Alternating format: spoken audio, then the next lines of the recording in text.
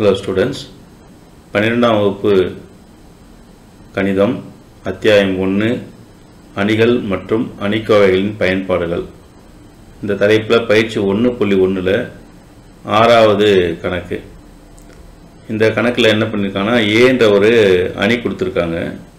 அந்த அணிக்கு நாம் ஒரு முடிவை சரிபார்க்க சொல்லியிருக்காங்க. A into adjoint A equal to adjoint A into A equal to determinant A into I. அதாவது adjoint என்ன சேர்ப்பணி, determinant என்றது அணிக்கோவை மதிப்பு. இந்த மதிப்புகளை வச்சு நம்ம இந்த ரிலேஷன் தொடர்பு வந்து நம்ம என்ன பண்ணணும், சரி பார்க்கணும். முக்கிய ஒரு பண்பு இது. அந்த பண்பு வந்து நம்ம என்ன பண்ணணும், சரி பார்க்கணும். சரி, இதில் நமக்கு பார்க்கும்போது தெரியுது என்னென்ன ஏ தெரியும். அப்போ நம்ம அடுத்து என்ன பண்ணணும், adjoint A கண்டுபிடிக்கணும். அதே மாதிரி அந்த ஏ என்ற கொடுக்கப்பட்ட அணியினுடைய அணிக்கோவை மதிப்பு கண்டுபிடிக்கணும்.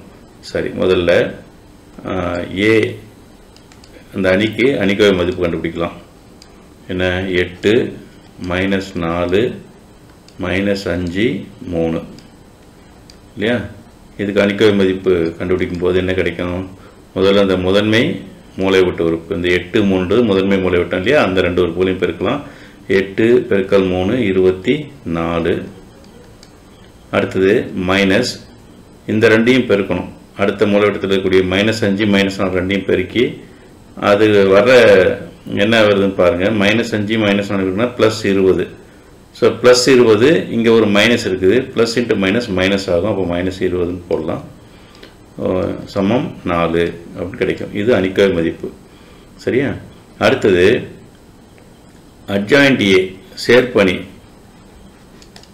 இந்த கொடுக்கப்பட்ட அணிக்கு நம்ம என்ன பண்ணோம், சேர்ப்பணி கண்டுபிடிக்கணும். கொடுக்கப்பட்ட அணி ஒரு 2 வரிசை உள்ள சதுர அணின்றதுனால நாம் 2 ஸ்டெப்பில் நேரடியாக என்ன பண்ணலாம், இந்த அணிக்கு சேர்ப்பணியை கண்டுபிடிக்கலாம். என்ன 2 ஸ்டெப்புன்னு நம்ம பார்ப்போம். முதல்ல என்ன பண்ணணும்னா, கொடுக்கப்பட்ட அணியில் இருக்கக்கூடிய முதன்மை மூலைவிட்ட உறுப்புகள், அதாவது 8 3 இருக்கு இல்லையா, அந்த 2 உறுப்புகளையும் இடமாற்றம் செய்யணும். அதாவது இந்த மாதிரி 8 இருக்கிற இடத்துல 3, 3 இருக்கிற இடத்துல 8 எழுதிடணும். அடுத்தது அடுத்த மூலைவிட்டம் இருக்கு இல்லையா, அந்த -5 -4 இந்த உறுப்புகளோட குறிகளை மாற்றணும், குறிகளை எதிர்குறியாக மாற்றணும். இப்போ ரெண்டுமே மைனஸ் இருக்கணும், ரெண்டுமே என்ன பண்ண போகிறோம், நம்ம ப்ளஸ்ஸாக எழுத போகிறோம். -4 +4 ஆகும், -5 +5 ஆகும். ஆனால் அதை இடமாற்றம் செய்யறதில்லை. ஸோ இந்த ஸ்டெப் ஞாபகம் வச்சுக்கோங்க. முதல்ல வந்து முதன்மை மூலைவிட்ட உறுப்புகளை இடமாற்றம் செய்யணும். அப்போ இதை வந்து இடத்தை மாற்றிடுறோம், ஆனால் குறியதும் மாற்றுறதில்லை. ஆனால் அடுத்த மூலைவிட்டத்தில் இடமாற்றம் கிடையாது, குறிகள் மட்டும்தான் மாற்றணும். இதுவே மாற்றும் போது நமக்கு கொடுக்கப்பட்ட அந்த 2 வரிசை அணியுடைய சேர்ப்பணி நேரடியாக கிடைச்சிடும். சரியா? இப்போ இந்த இது ரெண்டும் கண்டுபிடிச்சாச்சு. இப்போ இந்த கொடுக்கப்பட்ட இந்த எதை நாம் நிரூபிக்கணும் அதை எடுத்துக்கலாம். முதல்ல A பெருக்கல் adjoint A கண்டுபிடிக்கலாம்.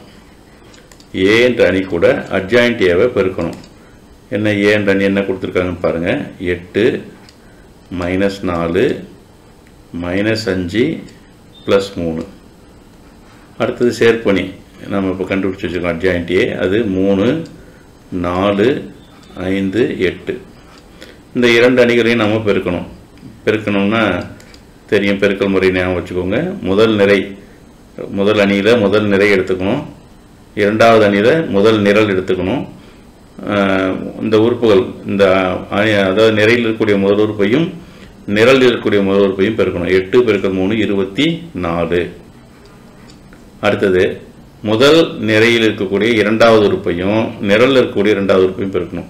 முதல் குறிகள் மைனஸ் இன்ட்டு ப்ளஸ் மைனஸ் 4 × 5 வந்து 20. அப்போ -20. இது வந்து -20ன்னு கிடைக்கும். சரியா?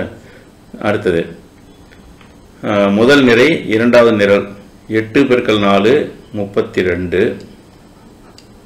-4 பெருக்கல் +8 -32.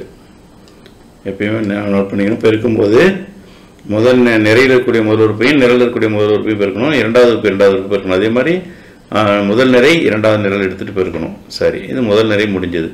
சரி, இரண்டாவது நிறை எடுத்துக்கலாம். இரண்டாவது நிறை -5. -5ன்றது -5ஐயும் முதல் நிரலில் இருக்கக்கூடிய முதல் உறுப்பு +3ஐயும் பெருக்கணும். -5 பெருக்கல் +3 முதல்ல குறியை பெருக்கும்போது -15 அவர் கிடைக்கும். சரியா?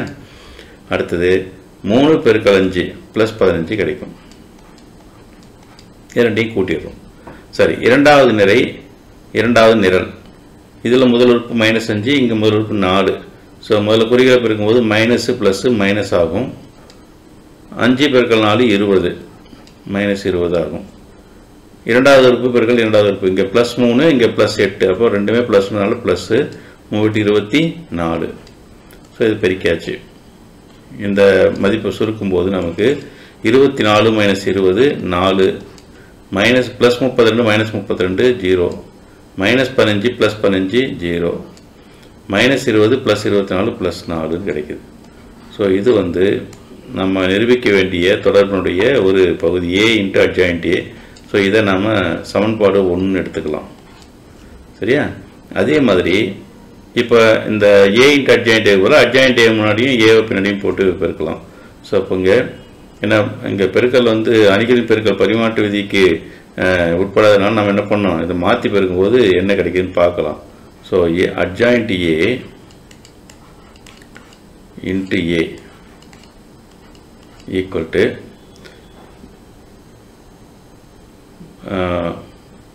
adjoint A முதல்ல எழுதலாமா? adjoint A வந்து என்ன, 3 4 5 8.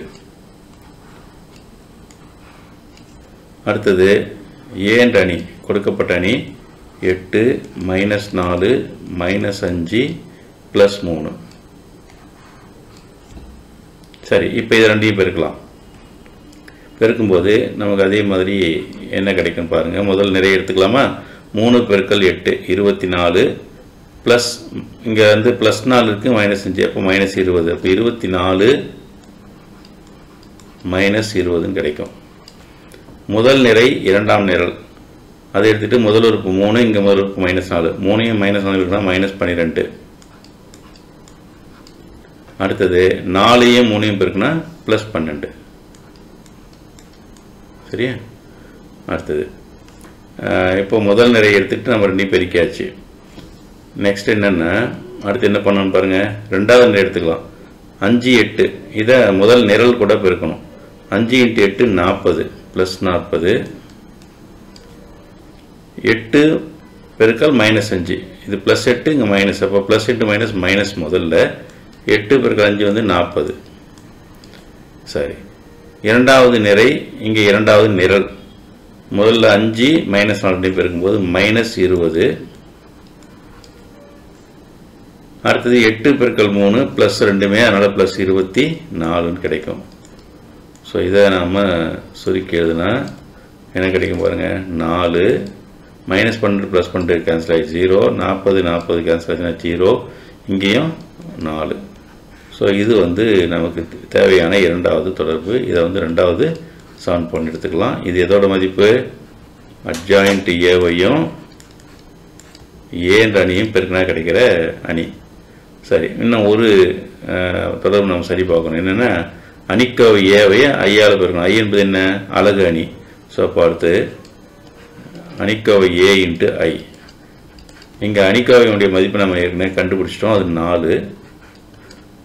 இப்போ அலகு அணி வந்து எடுக்கும்போது நமக்கு கொடுக்கப்பட்ட அணியின் வரிசை என்னவோ அதே வரிசைக்கு தான் அலகு அணி எடுக்கணும். இங்கே வந்து 2 வரிசை உள்ள அணி கொடுத்துருக்கனால நம்ம எடுக்கக்கூடிய அலகு அணி 2 வரிசையில் இருக்கணும். 2 வரிசையில் உள்ள அலகு அணி என்ன? 1 0 0 1. சரி, இதை நம்ம பெருக்கணும்னா உள்ள 4ஆல் உள்ளே கொண்டு போய் பெருக்கலாமா? ஒரு வெளியேறக்கூடிய திசையிலேயே ஒரு அணிக்குள்ளே கொண்டு போகும்போது அந்த அணியினுடைய ஒவ்வொரு உறுப்பையும் அந்த திசையிலேயால் பெருக்கணும். அப்போ அந்த 4 நம்ம உள்ளே கொண்டு போனால் இந்த அணியில் இருக்கக்கூடிய ஒவ்வொரு உறுப்பையும் 4ஆல் பெருக்கணும். 4 × 1 4, 4 × 0 0, 4 × இந்த 0 பெருக்கும்போது 0, 4 × 1 4. ஸோ இது வந்து அணிக்கோவை Aவை நம்ம அலகு அணியோடு பெருக்கும்போது கிடைக்கிற அணி. இது மூன்றாவது சமன்பாடுன்னு எடுத்துக்கலாம். இப்போ இந்த 3 சமன்பாட்டு மதிப்புகளையும் பாருங்கள், அணிகள் பாருங்கள். முதல்ல இருக்கக்கூடிய சமன்பாட்டில் 4 0 0 4, இரண்டாவது சமன்பாட்டையும் 4 0 0 4, மூணாவது சமன்பாட்டையும் 4 0 4ன்னு இருக்குது. எனவே இந்த 1 2 3ன்ற சமன்பாடுகள் வந்து நமக்கு என்ன கிடைக்குதுன்னா A பெருக்கல் adjoint A உடைய அணியும் adjoint A × Aவை பெருக்கினாலும் அணிக்கோவை மதிப்பு வந்து அலகணியோட பெருக்கலாம் கிடைக்கிற அணிகள் எப்படி இருக்கு? சமமாக இருக்கு. எனவே என்ன எழுதலாம்?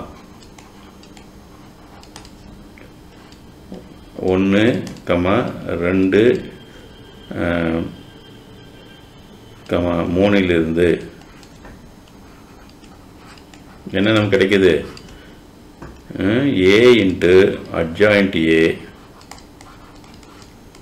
சமம் அட்ஜாயிண்ட் A இன்ட்டு A சமம் அணிக்கோவை A இன்ட்டு I. இதான் வந்து நம்ம நிரூபிக்க வேண்டியது. சரியா? இது வந்து நம்ம நிரூபிச்சாச்சு. இந்த மதிப்போல் பார்த்துக்கோங்க. ரொம்ப சிம்பிளான ஒரு கான்செப்ட் தான். இந்த மாதிரி கணக்கு 3 by 3 அணிக்கும் கேட்கலாம்.